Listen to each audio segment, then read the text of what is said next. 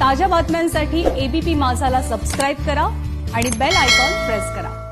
आरक्षणाच्या मुद्द्यावरून कोल्हापुरात मराठा क्रांती मोर्चा पुन्हा आक्रमक झालाय। कोल्हापूरमधून उद्या रॅली मुंबईला रवाना होणार आहे।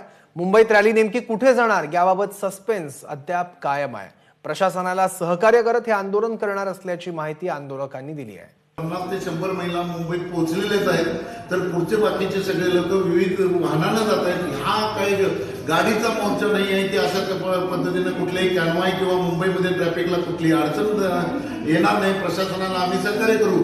खरं कुठल्याही परिस्थितीत मुंबईमध्ये आमची निदर्शनं होणार आणि मराठा क्रांती मोर्चाच्या वतीने जोपर्यंत सरकार आम्हाला लेखी आश्वासन देत नाही की सर्व जे काही भरती प्रक्रिया आहे ते थांबवत नाही, तोपर्यंत आमची निदर्शनं मुंबईत चालू असणार।